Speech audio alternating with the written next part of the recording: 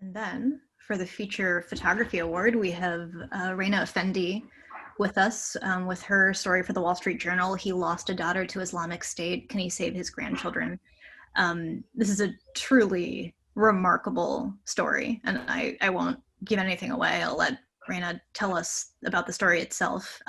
But just to introduce Rena, she's an Azerbaijani photographer whose early work focused on the human cost of oil with a very long-term project that originally was not rooted in photography, but turned into a book that took her through Azerbaijan, Georgia, and Turkey.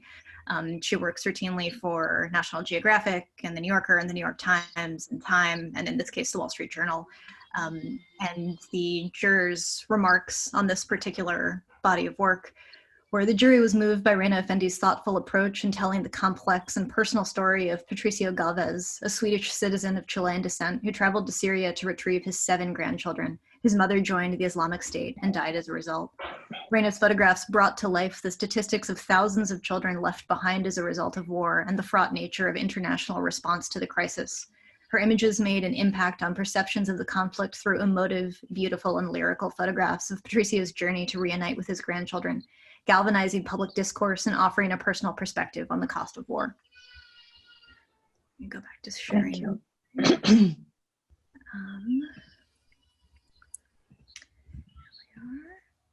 And Rena, if you'd be willing to walk us through this story. Thank you, Daniella. Thank you very much, and thank you, OPC, for this award. I'm very honored. Yes, as it was introduced, this is a story of one man. It's a story of tenacity and leadership of this one person who was completely removed from the world where he found himself. He is a musician, a freelance musician, a Chilean immigrant to Sweden, and now a Swedish citizen, a grandfather of 7 grandchildren. His daughter, Amanda, converted to Islam when she was 17 years old and met a fellow convert and married him. He was a Norwegian Islamist, a Norwegian Swedish Islamist by the name of Michael Skramo. And by 2014, within a few years of marriage, and they've had, I think, 4 children at the time, they decided to go to Syria, where Michael Skramo became a jihadist recruiter for the Islamic State. She followed her husband. They had 3 more children in Syria. And as the coalition forces began an offensive on Raqqa, Amanda was wounded and killed. And later on, about a month later, Michael Skramo, the father of the children, was also wounded and killed by the coalition strikes. The children, 7 of them, between the ages of 8 and 1, ended up in a sprawling refugee camp in northeastern Syria, Al-Hol, where thousands of other ISIS family members were kept. And Patricio, to atone for the death of his daughter, decided it was his imperative for him to retrieve the children from that environment.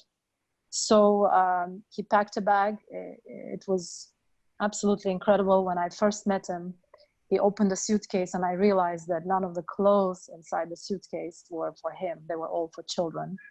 For himself, he packed a tiny backpack and he took a smartphone on a selfie stick with which he documented the journey.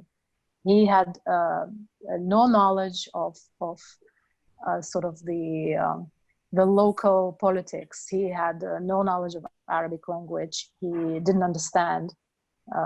He was very far removed from the culture and from the region, but he was driven by this one imperative to bring these children back to safety. So he landed in Erbil, drove to Duhok, a city in Iraq which is closest to the border, and then went through the motions of crossing into Syria. We shadowed him, me and correspondent Isabel Coles, and we followed him into Syria and followed him for that week as he tried to meet with local authorities, tried to gain access into the camp to see the children. At that time, he also didn't have a concrete knowledge of where the children were. There was a rumor that they might have been at a hospital. So we followed him to the hospital, and it was at the hospital that for the first time he discovered his 1-year-old grandchild, Mohammed, who he has never met before. He's only seen photographs of him. So he walks into the hospital and he's asking the doctors, have you seen this baby? He's showing them the picture of this blonde child.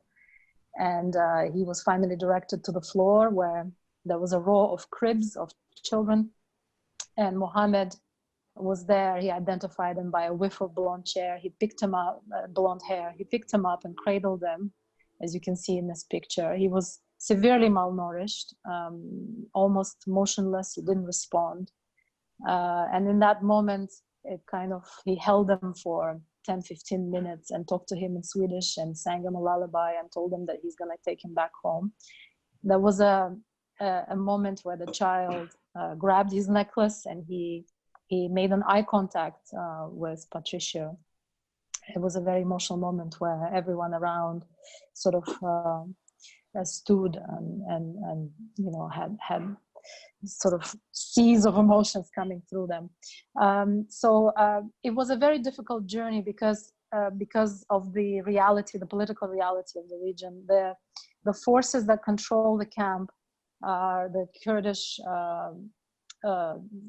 forces that are not recognized as a state by any governments and are not recognized in Sweden. So it was a very difficult, contentious issue.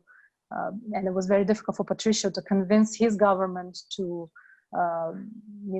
work on his behalf on retrieving these children. It took him weeks and weeks of endless communication with Sweden. And I think what was the deal breaker in the end, it was his success in convincing the Chilean government to repatriate the children. And as soon as the Chileans agreed, the Swedes stepped up and agreed to start the negotiation. So he spent about a month in the region waiting. He spent a week in Syria and he was then asked to leave by the Kurdish authorities. And the thing that they told him, bring back your government next. And he went back to Erbil where he waited another 3 weeks, I believe, for his government to step in and resume the negotiations. And finally, the children were brought back to Erbil and they spent a week at the hotel. You can see them in this picture. And we went back to Erbil and spent a week with them. And then we flew back with him and the children to Sweden. So he managed to bring them back. At the moment, the children are are not with Patricia. They are separated. The siblings are separated and they're in several homes, foster homes and foster families, which is another kind of difficult point for Patricia because he feels like he failed them in some way of not being able to keep them together while in Sweden. And we followed him. We went back to Sweden to talk to him and photograph him in Sweden after the children had been repatriated. And sort of as a side story to that, we also went back to Syria, to Al-Hol, to look at the kind of current state of affairs especially in the foreigners annex of the camp, where currently there are about 8,000 foreign children still in various camps in northeastern Syria, and the governments are making efforts, but not those efforts are very marginal to bring those children back home. So they are kind of, in a way, abandoned, and it's a major humanitarian crisis that the world has been largely ignoring. So yeah, in a nutshell, that's the story, and I'm happy to answer any questions. Very much.